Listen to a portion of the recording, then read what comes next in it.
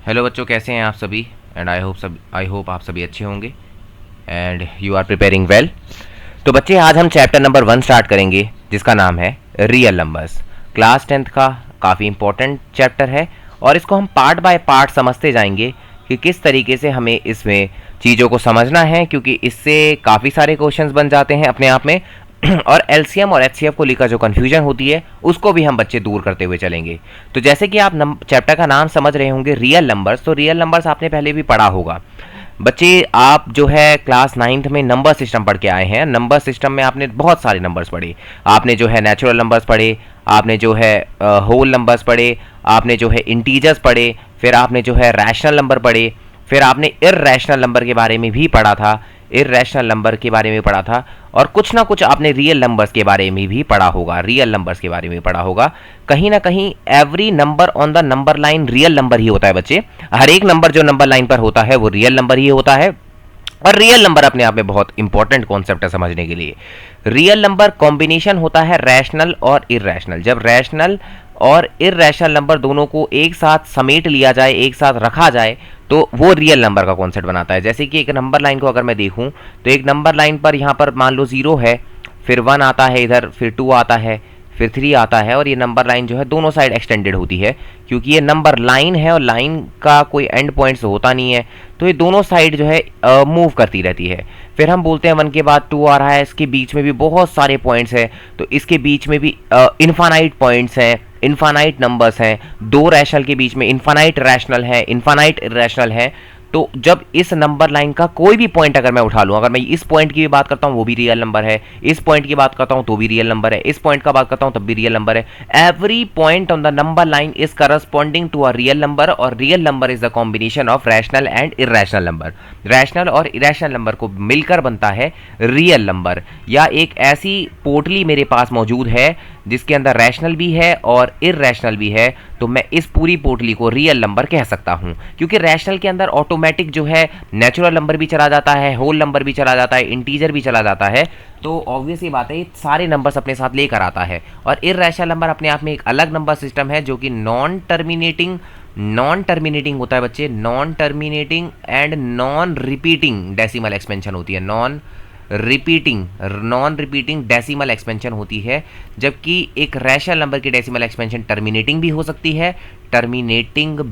सकती है, और नॉन टर्मिनेटिंग बट रिपीटिंग हो सकती है। ये आप क्लास 9th में पढ़ के आ चुके हो। क्लास 9th में पढ़ के आप बहुत ही बेहतर ढंग से पढ़ के आए होंगे कि एक रैशनल नंबर या तो टर्मिनेट हो जाता है, जैसे मैं 1/2 की अगर बात करता हूँ, रैशनल नंबर है तो 0.5 इसका आंसर आता है, ये टर्मिनेट कर जाता है। पर 1/3 टर्मिनेट नहीं करता पर रिपीट करता है, यानी इसका रिमाइंडर जो है साइकिल में रिपीट होता है, जिसके कारण क्वेश्चन भी रिपीट होता है और कहीं ना कहीं इसकी डेसिमल एक्सपेंशन आती है नॉन टर्मिनेटिंग बट रिपीटिंग। और कभी कभी आपने ये भी पढ़ा होगा कि अगर नीचे दिया गया नंबर 2 और 5 है, या 2 हो जाए या 5 हो जाए या दोनों हो जाए, या तो 2 आ जाए, तो जो कि यहाँ आ रहा था इसलिए टर्मिनेट कर रहा था, तो टर्मिनेट तभी करता है जब नीचे या तो 2 मौजूद हो या 5 मौजूद हो या दोनों मौजूद हो। जैसे यहाँ तो ना तो 2 है ना ही 5 है, अगर सिर्फ 2 भी होता तो भी टर्मिनेट करता, सिर्फ 5 होता तब भी टर्मिनेट करता, दोनों होते तब भी टर्मिनेट करता, दोनों के अलावा कोई एक नंबर भी एक्स्ट्रा होता, अगर मैं 5 लगा भी दूं यहाँ पर तब भी ये टर्मिनेट नहीं कर पाएगा, क्योंकि 5 के अलावा 3 भी मौजूद है जो कि नहीं होना चाहिए था। पर क्योंकि अभी हम सिर्फ इसकी बात कर रहे हैं 1/3 की, तो यहाँ पर ना तो 2 है ना तो 5 है ना दोनों है, और अगर दोनों हो भी जाते पर 3 के होने के कारण ये टर्मिनेटिंग तो नहीं बन पाता। सिर्फ 3 है यहाँ पर, 2 भी होता तब भी टर्मिनेट नहीं कर पाता, क्योंकि सिर्फ 2 होना चाहिए था, 3 नहीं होना चाहिए था नीचे, सिर्फ 5 होना चाहिए था, तो सिर्फ दोनों होने चाहिए थे। तो 3 है तो इसलिए क्या बन जाएगा, non terminating but repeating decimal expansion. ये आपने क्लास 9 में बहुत डिटेल में पढ़ा हुआ कॉन्सेप्ट है। अब इस चैप्टर के अंदर वैसे ज़्यादा देखा जाए तो कॉन्सेप्ट वाइज बहुत सारी चीज़ें नहीं हैं। 2 चीज़ें आपको बेसिकली पढ़नी है इसके अंदर। पहली मेजर चीज़ जो आपको पढ़नी है वो है fundamental theorem of arithmetic. Fundamental theorem of arithmetic. Fundamental theorem of arithmetic क्या कहती है वो बहुत ध्यान से समझना बच्चे। फंडामेंटल थ्योरम ऑफ अरिथमेटिक कुछ नहीं कहती। पहले आपको फंडामेंटल थ्योरम ऑफ अरिथमेटिक को समझने से पहले कुछ चीज़ें पता होनी चाहिए बच्चे। प्राइम नंबर क्या होता है ये आपको पता होना चाहिए, और कंपोजिट नंबर क्या होता है वो आपको पता होना चाहिए। और दोनों ही नंबर्स आप डिटेल में पढ़ के आ चुके हो। अगर आपको नहीं पता तो अगर मैं आपसे पूछूं 1 एक प्राइम नंबर होता है और आप कहोगे बच्चे हाँ होता है ना, नहीं होता prime number. 1 is not a prime number, 1 एक प्राइम नंबर नहीं है। क्यों नहीं है प्राइम नंबर 1? क्योंकि प्राइम नंबर होने के लिए कंडीशन ये है कि इसके 2 फैक्टर्स होते हैं सिर्फ। अगर किसी नंबर के सिर्फ 2 फैक्टर्स हैं तो वो नंबर प्राइम नंबर कहलाता है। अब आप कहोगे 1 के तो 2 फैक्टर होंगे, 1 और 1, तो 1 और 1 एक ही तो फैक्टर हुआ बच्चे। तो 1 के कितने फैक्टर होंगे? Only 1 factor, only 1 factor. इसी वजह से 1 प्राइम नंबर नहीं बन पाता और 1 कंपोजिट कभी बन भी नहीं सकता, क्योंकि 1 अगर प्राइम नहीं है तो कंपोजिट कैसे हो सकता है? और प्राइम मतलब प्राइम ही नहीं है तो कंपोजिट इसलिए नहीं है क्योंकि कंपोजिट नंबर होने के लिए मोर देन 2 फैक्टर्स होने चाहिए, मोर देन 2 फैक्टर्स। अगर किसी नंबर के 2 से ज़्यादा फैक्टर्स हैं तो वो कंपोजिट कहलाता है। अगर सिर्फ 2 हैं तो प्राइम कहलाता है। तो 1 के तो सिर्फ बेचारे के एक ही फैक्टर हैं, तो जब 2 ही नहीं है उसके तो 2 से ज़्यादा कैसे हो सकते हैं? तो 1 एक ऐसा नंबर है जो कि नाइदर प्राइम है और नॉर कंपोजिट है, ना तो कंपोजिट है ना तो प्राइम है। अब 2 की बात की जाए तो आप कहोगे 2 को खुशी खुशी कि इसका एक फैक्टर 1 होता है। फैक्टर का मतलब इसको डिवाइड करने वाले कितने नंबर हैं? एक तो बच्चे इसको 1 डिवाइड करता है और एक 2 डिवाइड करता है, तो उसको डिवाइड करने वाले 2 नंबर्स हैं, तो आप कहोगे इसके 2 फैक्टर्स हैं, राइट बच्चे? अब इसके जब 2 फैक्टर्स होंगे तो आप खुशी खुशी कहोगे कि इसके 2 फैक्टर्स हैं, इसी वजह से क्या है ये प्राइम नंबर है। क्या है ये? प्राइम नंबर है। क्या ये कंपोजिट है? नहीं, क्योंकि इसके सिर्फ 2 फैक्टर्स हैं। अगर 2 से ज़्यादा होते तो कंपोजिट हो जाता। 3 भी सर प्राइम है, इसका एक फैक्टर 1 होता है, एक फैक्टर 3 होता है, यानी इसको डिवाइड करने वाले 2 नंबर से, एक तो 1 और एक 3, तो 2 फैक्टर्स। तो ये भी क्या है सर? ये भी प्राइम है। अगर हम बात करें 4 की तो 4 को डिवाइड करने वाला एक नंबर 1 है, एक नंबर 2 है और एक नंबर 4 है। सर मोर देन 2 फैक्टर्स आ गए, बिल्कुल बहुत बढ़िया बच्चे। मोर देन 2 फैक्टर्स अगर आ गए तो क्या बन गया? Composite number. तो सबसे छोटा कंपोजिट नंबर कौन सा है? 4 is the smallest composite number. बोल सकता हूँ ना बच्चे, 4 is the smallest composite number, क्योंकि इससे पहले तो कोई कंपोजिट नंबर आया ही नहीं था। 4 क्या है? एक सबसे छोटा कंपोजिट नंबर है और अपने आप में इंपॉर्टेंट भी है और इवन भी है, और इवन भी तो है, इवन नंबर है ना 4। तो कंपोजिट और प्राइम का डिफरेंस आपको पता होना चाहिए, तब आपको समझ में आएगी कि फंडामेंटल थ्योरम ऑफ अरिथमेटिक क्या कहती है। पर अगर कोई नंबर जैसे मैं आपको दिखा देता हूँ आगे अगले पेज पे, बहुत ध्यान से समझना। अगर कोई नंबर प्राइम है तब तो कुछ करने की ज़रूरत नहीं है उसके साथ, क्योंकि आप उसको और फर्दर ब्रेक नहीं कर सकते। पर अगर कोई नंबर कंपोजिट है, क्योंकि मेरे पास 2 तरीके के नंबर हैं। 1 को अगर मैं हटा दूँ, 1 के ऊपर मैं बात नहीं कर रहा, पर 2, फिर 3, फिर 5, फिर 6, फिर 7, फिर 8 की बात करें, 9 की बात करें, 10 की बात करें, 11 की बात करें, 12 की बात करें, 13 की बात करें, 14 की बात करें, 15 की बात करें, 16 की बात करें, किसी भी नंबर की अगर मैं बात करता हूं तो 2 प्राइम है, 3 प्राइम है, 5 प्राइम है, 6 कंपोजिट है, 7 प्राइम है, 8 क्या है? कंपोजिट। 9 क्या है? कंपोजिट। 10 क्या है? कंपोजिट। 11 क्या है? प्राइम। 12 क्या है? कंपोजिट। 13 क्या है? प्राइम। 14 क्या है? कंपोजिट। 15 क्या है? 15 क्या है? कंपोजिट। 16 क्या है? कंपोजिट। तो अब बाकी जो नंबर हैं या तो प्राइम है या तो कंपोजिट है। जितने भी 1 को हटा दूं अगर मैं, तो 1 के अलावा जितने भी आगे नंबर्स आ रहे हैं या तो वो कंपोजिट हैं या तो वो प्राइम है।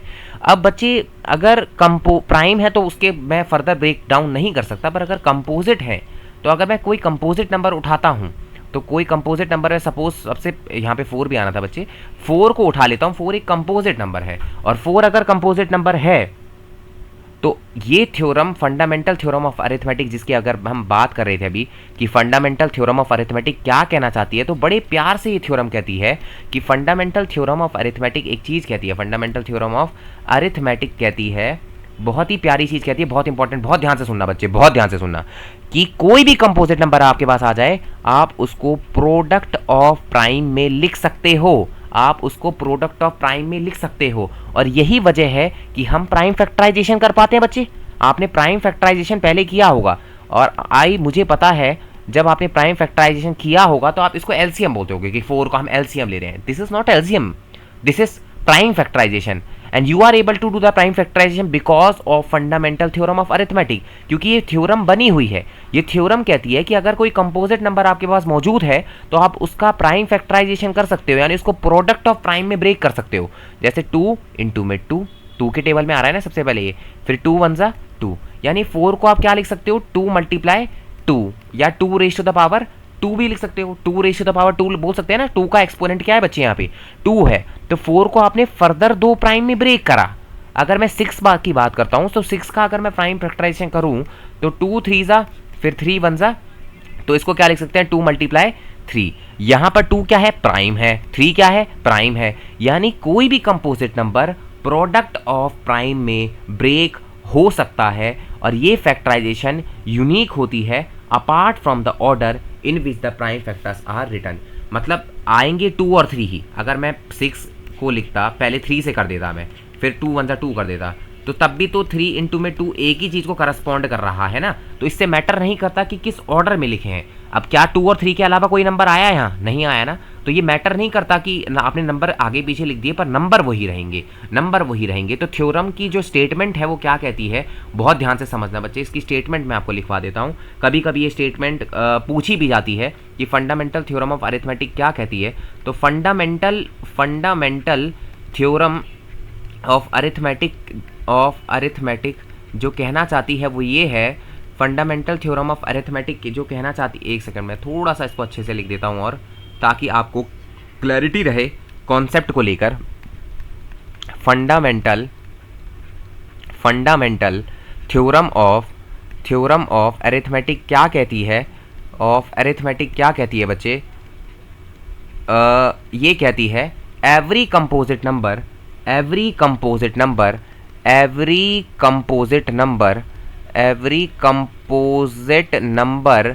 can be expressed as a product of prime, can be expressed as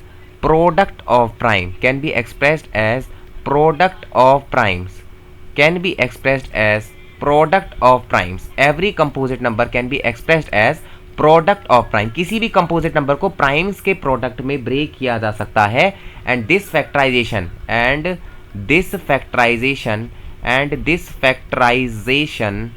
is unique, ये फैक्टराइजेशन अपने आप में यूनिक होता है, यानी नंबर चेंज नहीं होते apart from the order in which the prime factors occur, apart from the order in which the prime factors occurs, तो ये important prime factors occurs, ये एक important थ्योरम है और आपको ये समझना भी चाहिए। इसका दूसरा नाम यूनिक फैक्टराइजेशन थ्योरम भी है, इसका दूसरा नाम यूनिक फैक्टराइजेशन थ्योरम भी है, इसका दूसरा नाम है। जैसे 2 नामकरण कर दिए हमने कि फंडामेंटल थ्योरम ऑफ अरिथमेटिक या यूनिक फैक्टराइजेशन थ्योरम। अब एक चीज़ आप बच्चे बहुत ध्यान से याद रखना, प्राइम नंबर का मैंने आपको कॉन्सेप्ट समझाया, मैंने आपको कंपोजिट नंबर का मतलब समझाया। अब आता है प्राइम फैक्टराइजेशन मेथड से, प्राइम फैक्टराइजेशन मेथड से क्या निकालना आता है बच्चे, एलसीएम और एंड एचसीएफ निकालना आता है। तो आपको ये समझना चाहिए एलसीएम क्या है, एचसीएफ क्या है, और प्राइम फैक्टराइजेशन मेथड से मैं एलसीएम और एचसीएफ तभी निकाल पा रहा हूँ क्योंकि ये थ्योरम डेवलप हुई, फंडामेंटल थ्योरम ऑफ अरिथमेटिक, जो कि कहती है कि कोई भी composite number product of prime में ब्रेक हो सकता है। अगर ब्रेक हो सकता है तो उसी के दम पर मैं प्राइम फैक्टराइजेशन मेथड लगाऊंगा और किसी भी 2 नंबर का एलसीएम और एचसीएफ में आसानी से निकाल सकता हूं। ये बहुत इंपॉर्टेंट कॉन्सेप्ट है और आगे जाकर ये आपके लिए बहुत काम आने वाला है। अब एलसीएम क्या होता है, तो एलसीएम का बचपन से आप नाम पढ़ते आ रहे हो, लीस्ट कॉमन मल्टीपल नाम होता है एलसीएम का, अगर मैं फुल फॉर्म की बात करूं। और एचसीएफ का नाम होता है, एक सेकेंड, एचसीएफ का नाम होता है, एचसीएफ का नाम होता है हाईएस्ट कॉमन फैक्टर नाम होता है एचसीएफ का। एलसीएम क्या होता है, एचसीएफ क्या होता है, मैं दोनों को बहुत डिटेल में आपको समझाता हूं। जैसे मान लो कोई नंबर है बच्चे, 4 है एक नंबर और एक है 6 है एक नंबर, 4 और 6 मैंने नंबर लिए। 4 और 6 नंबर को अगर मैं ध्यान से देखूं तो ये दोनों ही कंपोजिट नंबर हैं। आप कहेंगे बिल्कुल सही कह रहे हो सर, ये दोनों ही कंपोजिट नंबर है, इनके 2 से ज़्यादा फैक्टर है, कोई दिक्कत नहीं है, यानी इनको मैं प्रोडक्ट ऑफ प्राइम में ब्रेक कर सकता हूं। ये थ्योरम कहती है फंडामेंटल थ्योरम ऑफ अरिथमेटिक। अब एलसीएम क्या होता है, एलसीएम एक ऐसा नंबर होता है जो कि इन दोनों नंबर से डिवाइड हो जाए, यानी वो सबसे छोटा नंबर जो इन दोनों के टेबल में आता हो, ऐसा सबसे छोटा नंबर बच्चे जो इन दोनों के टेबल में आता हो ऐसा सबसे छोटा नंबर कौन सा हो सकता है बच्चे, आप खुद सोचने की कोशिश करो कि 4 के टेबल को अगर मैं लिखता हूं तो 4 इंटू में 1 आता है 4, फिर 4 इंटू में 2 आता है 8, फिर 4 इंटू में 3 आता है 12, फिर 4 इंटू में 4 आता है 16, फिर 4 इंटू में 5 आता है 20, फिर 4 इंटू में 6 आता है 24, फिर 4 इंटू में 7 आता है 28, फिर 4 इंटू में 8 आता है 32, फिर 4 इंटू में 9 आता है 36, फिर 4 इंटू में 10 आता है 40।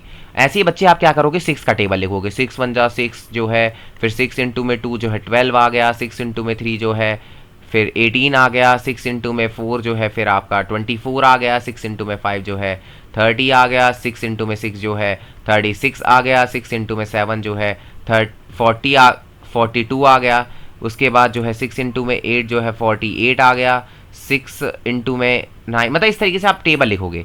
अब मैं देखता हूँ दोनों के टेबल में कोई कॉमन नंबर आ रहा है, यहाँ पर 4 आ रहा है, यहाँ 8 आ रहा है, यहाँ 12 आ रहा है।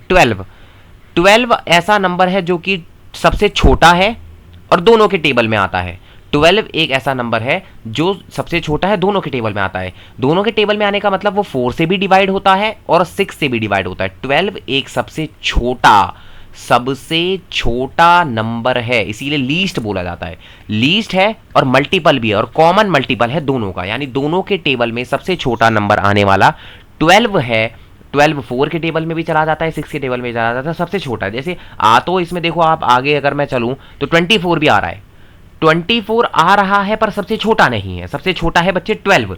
तो 12 एक ऐसा नंबर है जो कि 4 से भी डिवाइड होता है, 6 से भी डिवाइड होता है। तो 12 क्या है, इसका एलसीएम है। किसका एलसीएम, 4 और 6 का एलसीएम जो है 12 आता है।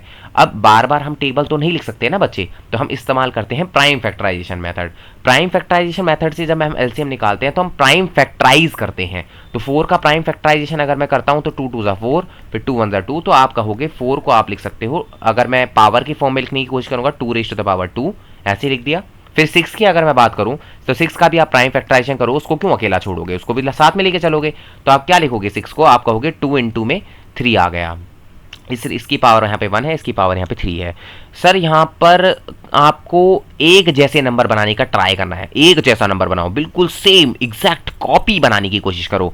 तो अगर यहाँ पर 2 है, यहाँ भी 2 है, पर यहाँ 3 है, पर यहाँ 3 नहीं है, पर नंबर चेंज नहीं होना चाहिए। तो नंबर अगर चेंज ना हो तो क्या मैं यहाँ पर अगर 3 रेज़ टू पावर 0 लिख दूं तो किसी की पावर भी अगर मैं 0 लिखता हूं तो उसका आंसर क्या आता है, 1। तो 3 रेज़ टू पावर 0 का आंसर 1 ही आएगा, यानी मैंने नंबर को नहीं चेंज करा, वो 1 ही रहेगा। 2 रेज़ टू पावर 2 का आंसर क्या आ जाएगा, 4 ही आ जाएगा। 2 रेज़ टू पावर 4 का आंसर क्या आ जाएगा, 4, और 2 रेज़ टू पावर 1 इंटू में 3 रेज़ टू पावर 1 का आंसर आ जाएगा 6। तो नंबर चेंज नहीं हुआ। अब मैं क्या करूंगा, एलसीएम निकालूंगा। एलसीएम है लीस्ट कॉमन मल्टीपल।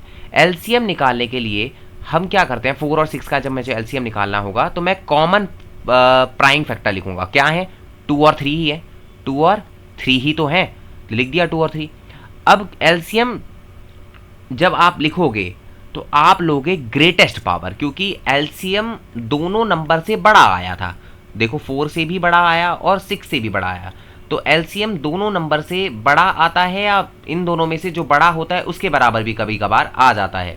पर फिलहाल अगर मैं देखूं तो एलसीएम इन दोनों से बड़ा आया है, तो इससे भी आप याद रख सकते हो कि एलसीएम ज़्यादातर समय जो है बड़े नंबर के बराबर होता है या उससे बड़ा आता है, दोनों नंबर से बड़ा आता है। तो मैं दोनों नंबर से बड़ा, जब आप बड़ा की बात कर रहे हो तो एलसीएम में आप ग्रेटेस्ट पावर लोगे। तो कॉमन जो है यहाँ पर ये भी है कॉमन, ये भी कॉमन ही है, तो इनकी ग्रेटेस्ट पावर क्या है, तो यहाँ पर 0 है एक्सपोनेंट में और यहाँ 1 है, तो ग्रेटेस्ट है 1। इन दोनों में ग्रेटेस्ट कौन सा है, सर कहेंगे 2। तो 2 रेज़ टू पावर 2 का आंसर क्या आता है, सर 4 आता है। 3 रेज़ टू पावर 1 का आंसर क्या आता है, 3, और 4 इंटू में 3 क्या होता है, 12। तो देख लीजिए बच्चे 4 और 3 का एलसीएम यहाँ से भी क्या आया, 12 आया, जो कि हमने यहाँ पर निकाल भी लिया था। अब आता है सर एचसीएफ क्या होता है, तो एचसीएफ है हाईएस्ट। हाईएस्ट का मतलब क्या है, हाईएस्ट का मतलब है बच्चे एक ऐसा सबसे बड़ा नंबर जो 4 को भी डिवाइड करे और 6 को भी डिवाइड करे, 4 को भी डिवाइड करे और 6 को भी डिवाइड करे, ऐसा सबसे बड़ा नंबर, ऐसा सबसे बड़ा नंबर। तो ऐसा सब देखो, अगर मैं बात करूं 4 को डिवाइड करने वाला सबसे जो बड़ा है हद से हद 2 है, इसको डिवाइड करने वाला 3 है, पर हम कॉमन की बात कर रहे हैं। कॉमन फैक्टर जो सबसे, देखो इसके फैक्टर कितने हैं, 4 के फैक्टर हैं, एक तो 1 है, एक 2 है और एक खुद 4 है। इसके फैक्टर कितने हैं, एक 1 है, 2 है और 3 है और 6 है। इसके 4 फैक्टर हैं, इसके 3 फैक्टर हैं। अब हाईएस्ट फैक्टर जो कॉमन हो दोनों को डिवाइड करे, तो यहाँ पर 2 ही है ऐसा सबसे बड़ा कॉमन फैक्टर जो दोनों को डिवाइड कर रहा है। 2 के अलावा कोई नहीं है। देखो 3 तो उसमें नहीं आ रहा और 6 इसमें नहीं आ रहा, तो 2 सबसे बड़ा नंबर है जो दोनों को एक साथ डिवाइड कर रहा है। यानी एचसीएफ दोनों नंबर को डिवाइड करेगा और एलसीएम खुद दोनों नंबर से डिवाइड होगा। एचसीएफ दोनों नंबर को डिवाइड करेगा और हाईएस्ट होगा, एलसीएम सबसे छोटा होगा और दोनों नंबर से डिवाइड होगा। इसीलिए हम मल्टीपल की बात कर रहे हैं और यहां पर कॉमन फैक्टर की बात कर रहे हैं बात कर रहे हैं। पर अब एलसीएम कैसे लिखेंगे, तो वही पहले प्राइम फैक्टराइज करोगे। तो प्राइम फैक्टराइज मैं करके बैठा हुआ हूं, तो मैं दोबारा यहां पर लिस्ट डाउन कर देता हूं कि मैंने जब प्राइम फैक्टराइज किया था। दोबारा आपने कुछ नहीं करना, कॉमन प्राइम फैक्टर अगर नहीं भी है ना तो आप 3⁻0 लगाकर वहां बनाने की कोशिश करोगे, सेम बन जाए। अब आप एचसीएफ लो। अब आप क्या लो बच्चे, एचसीएफ। एचसीएफ किसका लेना है सर, दोनों नंबर का लेना है। अभी आपने एलसीएम में ग्रेटेस्ट पावर ली थी, किसकी ग्रेटेस्ट पावर ली थी, किसकी, कॉमन प्राइम फैक्टर की। तो पहले कॉमन प्राइम फैक्टर लिख दो, लिख दिया। अब ग्रेटेस्ट पावर लो। ग्रेटेस्ट पावर का क्या मतलब है सर, सॉरी ग्रेटेस्ट आप एलसीएम में ले चुके थे, एचसीएफ में क्या लोगे, लीस्ट पावर। लीस्ट पावर क्या है सर, 2 और 1 में, सर लीस्ट है 1। यहां पर लीस्ट क्या है सर, 0। यानी आंसर क्या आया, सिर्फ और सिर्फ 2, क्योंकि 3⁻0 का आंसर क्या आता है 1, इसका आंसर 2। यानी एचसीएफ 4 और 6 का क्या आ गया 2। तो यहाँ पे आप बच्चा निकालना सीख सकता है कि प्राइम फैक्टराइजेशन मेथड से किस तरीके से एलसीएम और एचसीएफ निकाला जाए। इसके बाद एक इंपॉर्टेंट चीज़ और इस चैप्टर के अंदर बोल दी जाती है, पूछ ली जाती है, वो है कि एक इंपॉर्टेंट कॉन्सेप्ट है कि एलसीएम दोनों नंबर का, 2 नंबर ए और बी हैं, उनका एलसीएम और उसका दोनों नंबर का एचसीएफ, उनका जब प्रोडक्ट किया जाता है तो उन दोनों नंबर के प्रोडक्ट के बराबर ही आता है। ये 100% इंपॉर्टेंट थ्योरम है और इस पर क्वेश्चन बन भी जाते हैं कि एलसीएम दोनों नंबर का और एचसीएफ दोनों नंबर का जब मैं प्रोडक्ट करूंगा तो वो उन दोनों नंबर के प्रोडक्ट के बराबर ही आएगा। अब इस पर बहुत सारे क्वेश्चन बन जाते हैं अपने आप में और बहुत बार जो है एलसीएम एचसीएफ पर बहुत ज़्यादा क्वेश्चंस आ रखे हैं। तो कुछ क्वेश्चंस मैं आपके साथ अभी डिस्कस कर लेता हूं। तो जैसे ही आपको पता होना चाहिए मैं आपसे डिस्कस कर लेता हूं क्वेश्चन जो कि कुछ पूछे भी गए हैं। तो देखिए बच्चे, इस पर वर्ड प्रॉब्लम भी बनती है, एचसीएफ एचसीएफ पर वर्ड प्रॉब्लम भी बनती है। तो मैं आपके साथ डिस्कस कर लेता हूँ। मुझे थोड़ा सा समय दीजिए बच्चे, वेट करिए थोड़ा सा। यहाँ पर अब निकाल लिया है मैंने। देखिए बच्चे, अभी हमने काफ़ी सारी चीज़ें डिस्कस की एलसीएम एचसीएफ के ऊपर और मैंने आपको समझाने की पूरी कोशिश की कि एलसीएम का मीनिंग क्या है, एचसीएफ का क्या मीनिंग है। 2 नंबर का एलसीएम एचसीएफ निकालना अगर आ जाए तो आप उसके किस तरीके से डील करेंगे। देखिए मैं अभी फ़िलहाल आपके साथ objective multiple type question discuss करने जा रहा हूँ और समझने की कोशिश करेंगे कि किस तरीके के सवाल जो है एचसीएफ एलसीएम पर पूछे जाते हैं। मल्टीपल चॉइस क्वेश्चन है बच्चे, एमसीक्यू टाइप क्वेश्चन है और किस तरीके से हमें इसको डील करना है वो आपको समझना चाहिए। काफ़ी इंपॉर्टेंट है मल्टीपल चॉइस क्वेश्चन। तो देखिए बच्चे, इफ़ एक्स इक्वल टू कह रहा है कि अगर ये बोर्ड 2025 का क्वेश्चन है और काफ़ी इंपॉर्टेंट है, 2025 में ये क्वेश्चन आया था। क्वेश्चन नंबर 1 है, एक्स है बच्चे, मैं थोड़ा सा दूसरा पेन ले लेता हूँ। एक्स की जो वैल्यू गिवन है वो दी है ए बी क्यूब, अच्छा, और वाई की वैल्यू गिवन है बच्चे ए क्यूब बी। वाई की वैल्यू गिवन है ए क्यूब बी। इसमें सी और बी ऑप्शन भी है, पर फिलहाल मैं ऑप्शन से डील नहीं कर रहा। आपको समझ में आ जाए, अगर क्वेश्चन समझ में आ जाए तो जो भी ऑप्शन उससे मैच करता हुआ नजर आएगा आप वो आसानी से अटेम्प्ट कर लोगे। एक्स की value A B cube, Y की वैल्यू है ए क्यूब बी, जहां पर A and B prime number है, A and B are prime numbers. अच्छा सर, आपने तो पहले ही प्राइम नंबर्स दे दिए, यानी कहीं ना कहीं मैं ये बोल सकता हूं कि इन्होंने प्राइम फैक्टराइज करके दे रखा है मुझे। बच्चे अगर ए और बी दोनों ही प्राइम नंबर्स हैं तो इन्होंने प्राइम फैक्टराइज करके दे रखा है ना मुझे, यानी इन्होंने ये कोई कंपोजिट नंबर रहा होगा उसका प्राइम फैक्टराइजेशन कर दिया होगा, है ना बच्चे। तो इन्होंने तो मेरा काम और आसान कर दिया, है ना। अब कह रहा है where a and B are prime numbers, then HCF क्या कह रहा है, एचसीएफ ऐसे ब्रैकेट बना रखा है और एचसीएफ ऑफ एक्स वाई, यानी इन दोनों नंबर का एचसीएफ माइनस इन दोनों नंबर का एलसीएम को माइनस करके आंसर बताना है कि क्या आएगा। अच्छा, तो मुझे एचसीएफ भी चाहिए होगा, एलसीएम भी चाहिए होगा, निकाल देता हूं। एचसीएफ किसका निकालना है आपको, एचसीएफ निकालना है इन दोनों नंबर एक्स और वाई का। सर एचसीएफ के लिए आपने कहा था कॉमन लिखो, तो सर ए यहाँ पर है, ए यहाँ पर है, दोनों जगह ए है, वेरी गुड। बी सर दोनों जगह है, बहुत अच्छे, दोनों को टेप लेता हूँ। अगर नहीं होता तो जीरो लगा कर करता, यानी अगर मान लो यहाँ पर कुछ जेड होता तो मैं यहाँ जेड रेशियो के बाद जीरो लगा देता। फिलहाल नहीं है तो हमें तो कोई चिंता करने की बात नहीं है ना, सब है ही नहीं तो आसान है ना हमारे लिए तो। हाँ जी सर, बहुत आसान है। अब हमने क्या करा, दोनों ही प्राइम नंबर्स को लिख दिया, ए और बी क्या है, प्राइम नंबर्स हैं। अब प्राइम नंबर की ग्रेटेस्ट पावर आती है एलसीएम में, एलसीएम में क्या आती है, ग्रेटेस्ट। जब हम बात करते हैं एचसीएफ की तो आती है लीस्ट। तो दोनों में से लीस्ट क्या है, यहाँ पर ए की power a raise to power 1 है ना, जब नहीं है तो 1 है, जब कुछ नहीं लिखा होता तो 1 लिखा होता है, तो लीस्ट क्या है 1। और इन दोनों में लीस्ट क्या है सर, यहाँ भी 1 है, यानी इन दोनों का एलसीएम ए इंटू में भी आएगा। हाँ जी सर, बहुत अच्छे, बहुत बढ़िया। एलसीएम की बात करते हैं सर, दोनों नंबर का एलसीएम निकालते हैं। एक्स इंटू में वाई का अगर मैं एलसीएम निकालूंगा तो सर हमें दोबारा प्राइम फैक्टर तो लिखने ही पड़ेंगे, और ए और बी के अलावा तो कुछ यहाँ पर है नहीं। अगर कुछ होता तो a b raise to power 0 लगाकर लिख देता, पर है नहीं तो क्या करूं। अब दोनों में से ग्रेटेस्ट पावर, तो सर 1 और 3 में तो ज़्यादा 3 होती है, और बी 1 और यहाँ पर भी 1 है ना, तो 1 और 3 में सर ज़्यादा होती है 3, यानी आ गया ए क्यूब बी क्यूब। अच्छा, तो पुट कर दो ना सर, आपको निकालना है ना तो पुट कर दो, ए बी डाल दिया यहाँ पर और माइनस कर दिया ए क्यूब बी क्यूब। तो इनमें से अगर कोई ऑप्शन आपको मिलता हुआ नजर आता है तो आप उसी को लगाएंगे। जैसे अगर मैं यहाँ से सर ए बी कॉमन आ रहा है, ए बी कॉमन आ रहा है, बी भी कॉमन आ रहा है, अगर मैं इसको निकाल दूं तो सर यहाँ तो 1 बचेगा, ये दोनों तो चलेगा ही ना। यहाँ से एक ए चला गया तो यहाँ पर क्या बचेगा, ए रेज़ टू द पावर 2 बचेगा, क्योंकि जब 1, देखो इसको मैं क्या लिख सकता हूँ, ए क्यूब को मैं लिख सकता हूँ ए इंटू में ए इंटू में ए, तो एक ए चला गया ना तो 2 ए बचा, यानी ए स्क्वायर बचा। यहाँ पर 3 बी थे, एक बी चला गया तो यानी ए स्क्वायर बी स्क्वायर बचा। तो जो भी ऑप्शन इससे मैच करता हुआ मुझे नजर आएगा मैं उस ऑप्शन को ले लूंगा। हो सकता है ऐसा ऑप्शन ना देकर वो आपको इसको मैं थोड़ा और फर्दर ब्रेक भी कर सकता हूँ। इसको मैं लिख सकता हूँ 1 का स्क्वायर माइनस ए बी का होल स्क्वायर भी तो लिख सकता हूँ इसको। तो हो सकता है कोई ऑप्शन आपको ऐसा भी दिख जाए 1 माइनस ए बी, इस बार ऐसा ऑप्शन आया था, ये आपका फॉर्मूला बनता हुआ नजर आ रहा है ए स्क्वायर माइनस बी स्क्वायर। इसको बच्चा जानता है कि सर इसको हम ए प्लस बी और ए माइनस बी लिख सकते हैं। सर ए की जगह क्या है 1, तो ए प्लस बी लिख दिया, और ए माइनस बी की ए की जगह कौन है 1 और बी की जगह कौन है ए बी। तो अगर ये ऑप्शन भी कहीं नजर आ रहा है आपको तो आप इसी ऑप्शन को टिक करेंगे। आपको ये समझ होनी चाहिए कि किस तरीके से ऑप्शन को अटेम्प्ट किया जाए।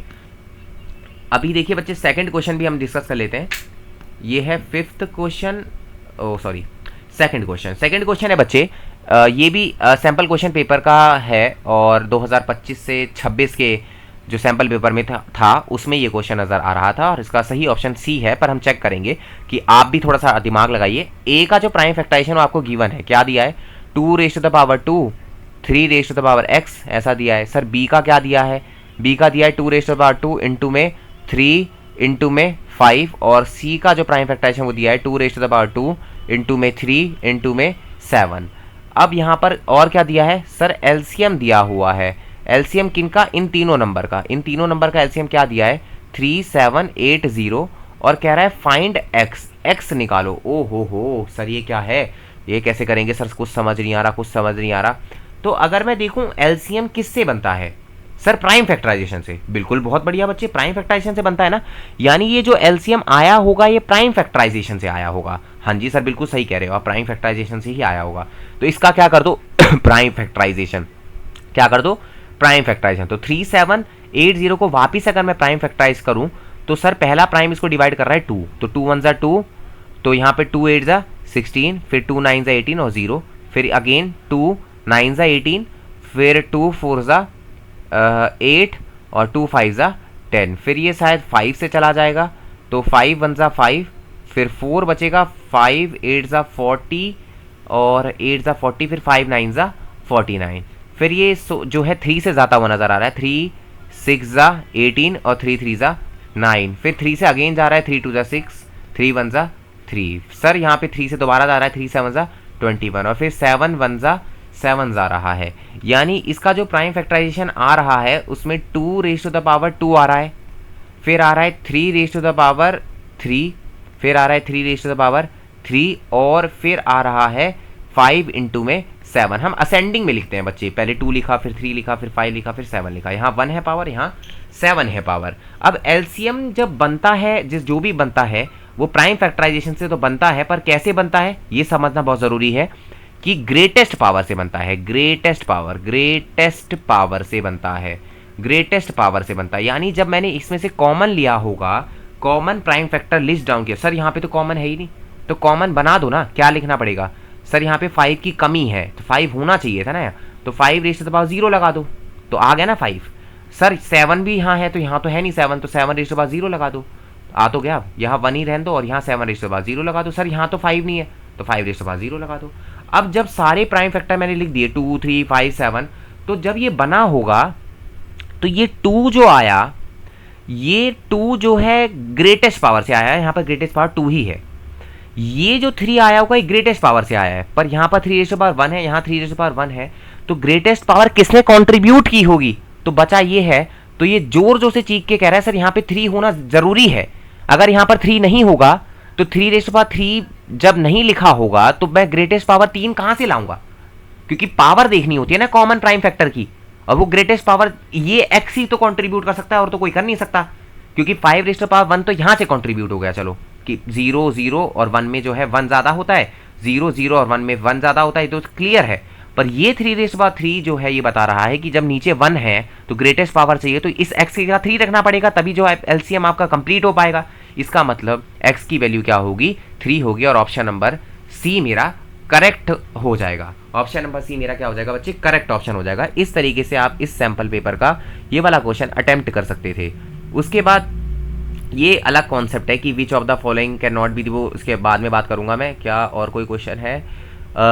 एक क्वेश्चन और है बच्चे, फिलहाल के लिए मुझे लगता है इस क्लास में हमें इतना ही डिस्कस करना चाहिए, क्योंकि फिर आपके जो है नेक्स्ट टॉपिक आ जाते हैं जहाँ पर कुछ इंपॉर्टेंट कॉन्सेप्ट हैं उनको मैं डिस्कस करूँगा। तो अगर आप चाहते हो इसी तरीके से बोर्ड के क्वेश्चन अटेम्प्ट करना और बोर्ड के लिए प्रैक्टिस करना सभी क्वेश्चंस को, आप अगर चाहते हो तो मेरे जो है यूट्यूब चैनल को आप सब्सक्राइब करें और शेयर करें, लाइक करें, और कमेंट बॉक्स में ज़रूर बताएं बच्चों कि कैसे लगी आपको ये वीडियो। नेक्स्ट वीडियो में हम नेक्स्ट कॉन्सेप्ट्स को डिस्कस करेंगे, और कमेंट बॉक्स में ज़रूर बताएं। I am waiting for your comments, and मैं चाहता हूं कि आप कमेंट करके मुझे थोड़ा मोटिवेट करें और बताएं कि आपको कैसी लगी वीडियो। बहुत बहुत धन्यवाद बच्चे, मिलते हैं किसी नए लेक्चर में, तब तक के लिए बाय बाय।